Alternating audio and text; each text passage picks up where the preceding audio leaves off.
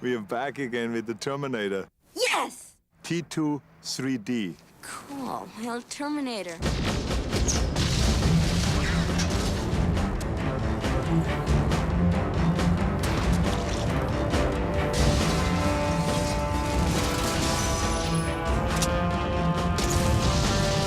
Arnold Schwarzenegger, director James Cameron, and special effects master Stan Winston have reunited to continue the Terminator saga. But this time, they're back to create more than just a movie. Join them on a journey behind the scenes to Universal Studios Hollywood to witness the challenge of blending a live-action stunt show with an amazing 3D film for an experience unlike anything seen before.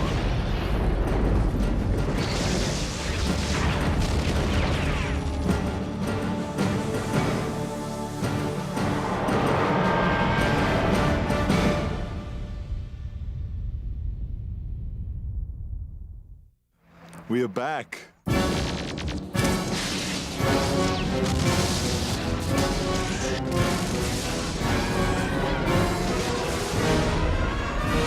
Terminator is a giant phenomenon. Both of the films, the first two Terminators, have been done extremely well. They have been received all over the world with gigantic enthusiasm.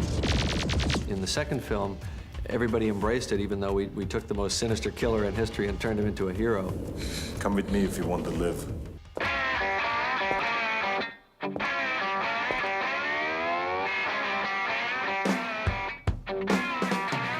When Universal Studios Hollywood set out to bring the Terminator films to life and give the audience an experience beyond the movies, they turned to the Terminator's creators, Jim Cameron and Stan Winston.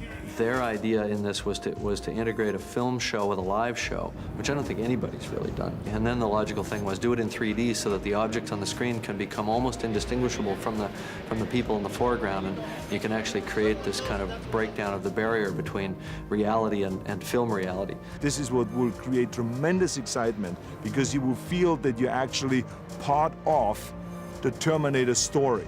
That you are the one that is part of being chased, that you're the one that is in danger while you're sitting there. So we're dependent on a much broader team now. This is not just a filmmaking team. This is a filmmaking team and a live action team all coming together in a mix in a way that it hasn't come together before. Because the experience of Terminator 2 3D would rely not only on film technology, but on live action as well, Universal Studios enlisted the talents of ride consultants Landmark Entertainment. All the live guys understand that what we're doing ultimately interconnects with film. And likewise, all the film guys understand that this film doesn't exist on its own. It's going to be part of this live performance. This is the magic ground, you know. This is the film and this is the stage and this is what has to happen. It's this area in the center, this part here, that is the unique new thing, and that is what makes this a unique new attraction. This is deep. The challenge was set. In order to create the next chapter in the Terminator story, a new type of theater would have to be designed and built at Universal Studios Hollywood.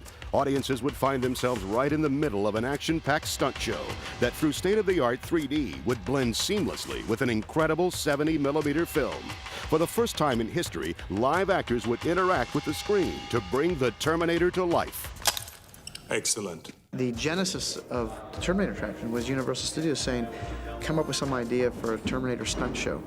Universal has pioneered those things for the entire industry. They have really made it their mission to create something new, something you haven't seen or experienced before. And we owe that to Lucas, Spielberg, and Cameron, and those guys who have created movies that are so compelling and they involve you so much and the effects are so spectacular that the whole expectation level of the audience has gone up. We went into it with this sense that we were not just doing a kind of knockoff ride or themed attraction to kind of just be spun out from the film, but one that would create a stepping stone to a third theatrical production. Get down. This is break ground. This is a new venue.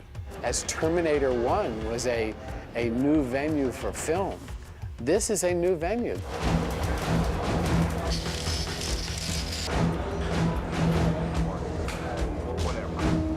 As construction began on the Cyberdyne Theater in Hollywood, An exact replica of the stage was built in order to choreograph the live stunt show. What we're using that stage to do is to define up front how we're going to have the live actors interface with the 3D. We do actual timings and how long it takes to get downstairs, how long does it take to get across the stage, and we establish the points where film or mechanical effect is going to interact with the actor. Hey, that could work, that could work. Then you'll come down, they come to here and they see the targeting dots coming toward them. They move over to here and they get stopped by the ones coming on this side. Right. You got, what, 2 T-70s on each side? Three on each side. 3 on each side, okay. So we actually have characters jumping into the screen, coming back out of the screen, and we're trying to break down that barrier between the audience and the events in the picture. Are we learning yet? Once the choreography and effects were established on stage, the next challenge was to create a 3D 70mm film that would complete the experience of Terminator 2 3D. Try to put it together. My discussion with MCA went something like, if we're going to do this, let's really do it. Because they had sort of said, well, we'll get a guy, we'll put him in makeup, it'll be kind of a generic Terminator. I said, there's only one Terminator. That's definitely you. If we're going to do a 70mm film based on the Terminator films, let's get Arnold, let's get Eddie, let's get Linda, let's get Robert. Speak of the devil, just as I spoke your name, you appeared like a demon. It's Cameron that really motivated me to come here and to do this thing. You have to kind of sell it with attitude because you want to push him past you and get him ahead of you. When he said, let's shoot this in 3D and all this, I was very enthusiastic. I said, I can work with him again. I don't have to worry about anything. I know when I come on the set, the shots are set up in the most perfect way and grand, the whole thing, and that he will have, again, the best team together. And when you have someone as committed and creative and imaginative at the helm as Jim Cameron, then it's going to get done. You show up. Okay, here we go. Come slamming in. Stand by to roll. Stand by. Skid up to a stop. You look around. Then you see the T-1000 coming. Here we go, stand by. Okay, here we go, let's roll camera, and action, action. I hit him like that.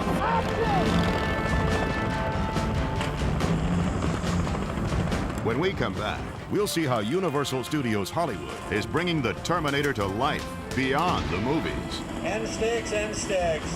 That is it, cut, end sticks. Of course, Cameron again goes a step beyond, and now he shoots 3D. So now we call it T2 3D. In order to create the illusion of live actors jumping into a movie screen, Universal Studios Hollywood set out to create a realistic 3D film that would sweep the audience into the heart of Terminator's future war. This movie is huge. I mean, it was overwhelming when I thought about it. I had no idea what I was getting into as producer, I guarantee you. Me and Arnold are gonna jump into this screen, into this 3D world, and you know, it's kind of continuing the T2 story. Reuniting the production team from Terminator 2, the 3D film would require 3 weeks of night shooting in the Arizona desert. It was wonderful going out and seeing this future war set out in the desert. It was very unsettling. It was a phenomenal set. It had surpassed the sets we had had on the previous shows. I've never even heard of this place before. I said, what? We're going somewhere on the California and Arizona border. There's a steel mill. There's a mining town. You know, we're out in the middle of the desert, out in the middle of nowhere, you know? And look at this. It's awesome. Actually, give me a big yell, because I can carry that yell through the air on the stunt guy. John leaps on the motorcycle takes off, leaps through the time portal into the future, and we, the audience, get sucked through into the future behind them, and all of a sudden we're inhabiting their universe. Jump into the future, you stop and look back, he comes into the future behind you, and his hands grow into hooks. Wow. Wow. T-1000 is still targeted on John and Sarah, and he's chased them back in time to the future world. Here we go, stand by, Robert. You've gassed it, you've taken off. He's taking a swipe at you. And when he gets in their camera range, about 6 feet away where I was swatting, I start swatting like crazy. And slag! He's gaining! Let's run it a few times and we'll tie the camera in the movement of the camera. Okay. The way Jim shoots with action is it's always a moving camera. And that was one of the biggest challenges we had. Come down, little Gino. Higher cliff. Swing the main arm over. Okay, up a little higher. Okay, Dougie, come to the right. This is a move. You know, these 3D cameras are huge. These are 3D 70mm 2 cameras mounted. They weigh tons. One is shooting down into a beam splitter and the other one is shooting through it in order to get the two images aligned. So new equipment had to be developed to allow Jim to get the kind of shots that he wants to get. We probably had every crane ever built maneuvering a 600-pound package around, including cable cam, which can move up to 30, 40 miles an hour. We hooked our 600-pound rig to that. He came to me before we started shooting. He says, this rigging is entirely different than on Terminator 2. This enables me to get much better shots here. For me, the trick to doing 3D is to not to have one kind of gag where something's coming straight out at you after another. So basically what it amounts to is when you go, these things are growing right out to the audience. You have to tell a story, you have to have a narrative, and you have to stick to the normal cinematic style.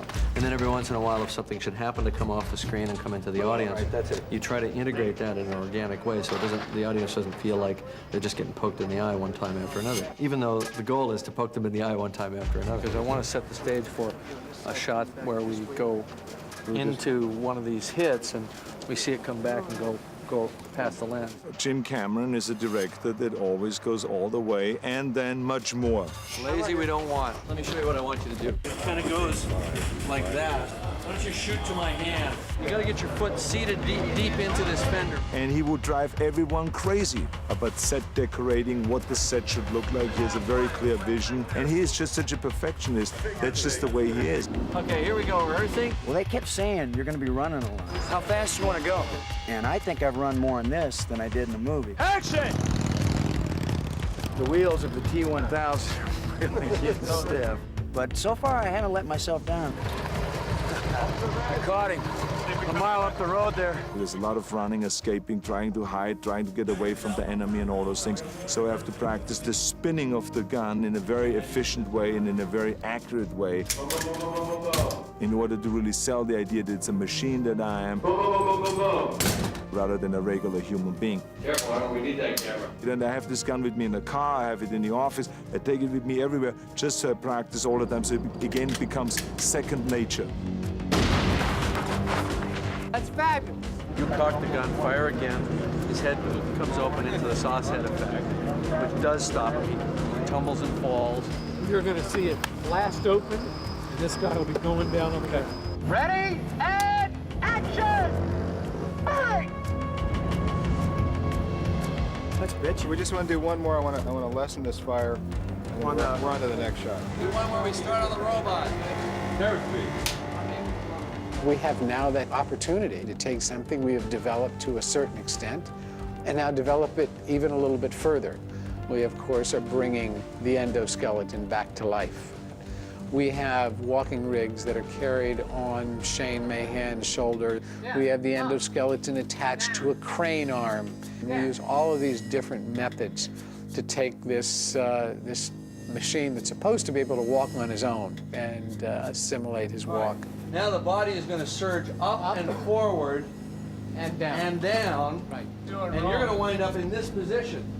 The thing that was really important for me was because it was such a technological project with these huge cameras, very sophisticated visual effects and computer animation and all that, I always have to keep my eye clearly on the ball with respect to story and character. You're missing the point. As long as she's got ammo, she has to be fighting the T-1000. If she's fighting the T-1000 and we don't see the outcome, and we go into the future, and the next thing we know, the T-1000 comes jumping into the future with us, Sarah's dead. The audience finds their way into a story like this through the characters. Even beyond that, we've created new machines, new adversaries, new problems for the Terminator to face, and those are in 3D. So you're going to see a step in the evolution of the story and of the characters in T2 Battle Across Time, which may be finished in the third film. In order to continue the dynamic action in the war between humans and machines, Cameron assembled an army of effects technicians and stuntmen. With a mind-boggling array of pyrotechnics, they would surround John and the Terminator with laser blasts from a flying hunter-killer, which would be added to the scene later in post-production. And we can have them play around and come back in a big circle and then chase them. There's going to be some laser hits raking across the ground behind you, right? Like that flying hunter killer still chasing you. T2 and John Connor get pinned into a parking structure, and the flying HK can't catch them, the big one. So it deploys 4 smaller guys, which are the flying hunter killers. And then the mini hunters are going to come around the column and shoot at you from out there, and that's when you get shot in the back. Arnold actually physically interacts with this one. And the thing's still trying to fly. It's still. So you have to do quit your whining, bam. but the actual flying ones that are in the scenes will be completely 100% computer generated. Yeah, and what we should do is time it so that it's chasing them. Boom, boom, boom, boom. They pass this, boom, it's behind them. Once you get right here, the top of that building's gonna go right there. 100 gallons of gas, okay? Top of the metal building. Boom, that goes, right? There, we rehearsed it 20 times. Oh, we're just gonna push the bike slowly right now, and you can tell them what's happening. So we knew exactly how many seconds it took from them to get from their first position to their last position. This ain't gonna take long to get through here. There's still gonna be fire pluming up even as you get right up in here, right? There were probably 20 different effects guys on different buttons setting all that pyro off. These are cork and spark hits. We're gonna put these in the ground, shoot them, and it'll look like a strafing run. This is where I'm triggering it. We call it a striker board. We'll connect it to that battery right before we get ready to shoot. And then I'll just take a screwdriver and it'll fire it off. Okay, here we go. Stand by. Okay, here we go. Let's roll cameras. We're rolling. And action. That was a nice explosion.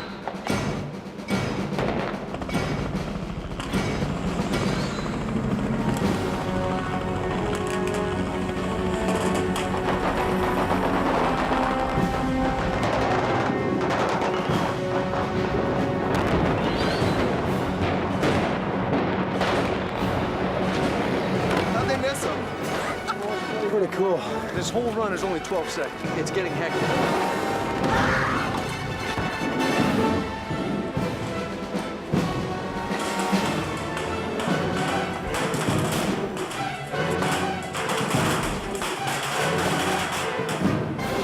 From this position,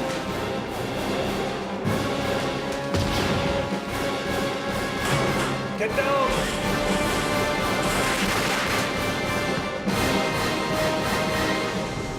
Hasta la vista, baby.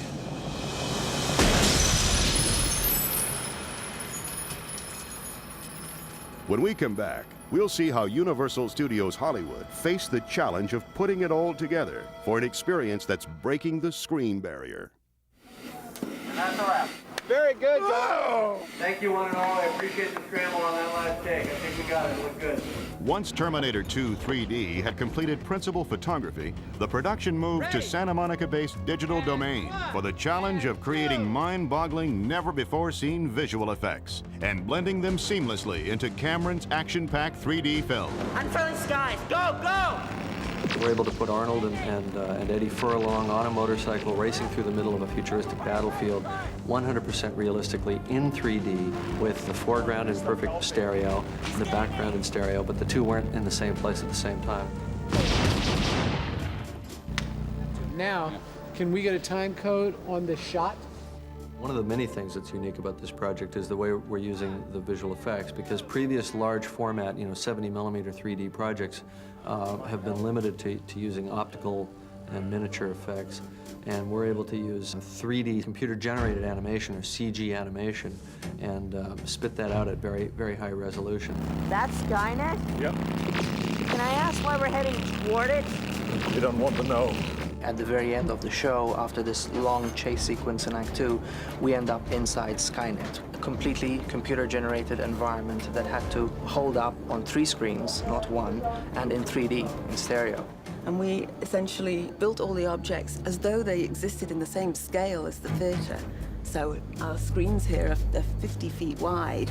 So these objects in our 3D space exist at that same kind of size. And that way we could place cameras as though they actually were the eyes of somebody in the audience.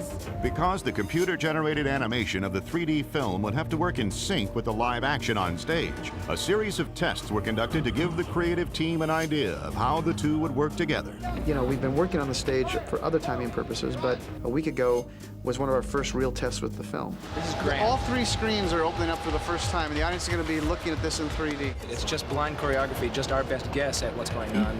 We have never seen it with film until maybe tonight. And there were a lot of revelations that night. Jim was there, and we spent 3 or 4 hours really going through the live stage and as it relates to the 3D. I'd really get marks down, hit these marks. It should look like like a dance studio. You got to come up and you got to go like that, and then. Okay. If you want a full stop, that's easy. I don't see how that's going to be possible until all this stuff is hard choreographed on the stage. Yes, I agree. And I don't see how that's going to happen until we start getting some more animation up here on the T-Meg. And that information then requires either us in the live staging to make changes, or requires the film people to make some changes, modifications. You go through an iteration of change, come back. Okay, well, it actually takes this long for the live actor to run from this point on the stage to the other. So we now have to go back, change our animation in order to make all of these different things work. And we're kind of having to work together like this because there's no way to actually test it except to get in these mock-ups and do it with bodies on stage and film up there and put the glasses on, and you begin to see how these things are going to relate. As final adjustments were made to the film and choreography, completion of the Cyberdyne Theater at Universal Studios Hollywood would include a wide array of pyrotechnics, physical effects, and specialized audio to create a completely unique sensory experience. Automatic targeting systems active. Commence fire.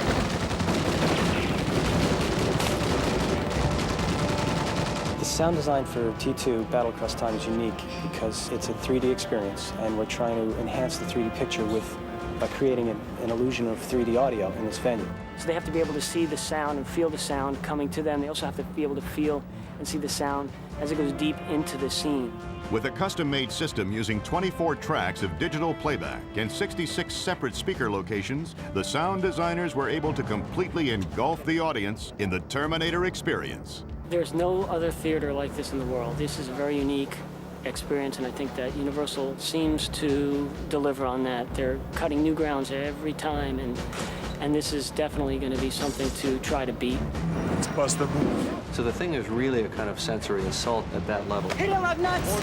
You are completely enveloped in this 3D world. Break it and get it! It just keeps coming at you. We use environmental effects, 3D effects. It's the whole kitchen sink. And that makes it huge, and it makes it wonderful. That's the kind of experience I want them to have, and that's what we will give them. They'll go in thinking it's just some gimmick, and they'll see that it's actually a continuation of the storyline. It's almost like a third Terminator film. It's just that you can't go to see it in any theater in your neighborhood. There's only one or hopefully 2 theaters in the world that you can go to see the next Terminator movie in. Let's go! Gaining! I don't think anybody's going to walk out of the theater disappointed, that's for sure. He's right on us!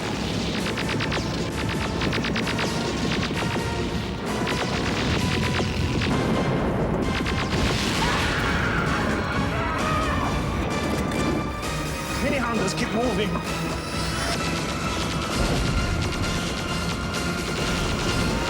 Get down!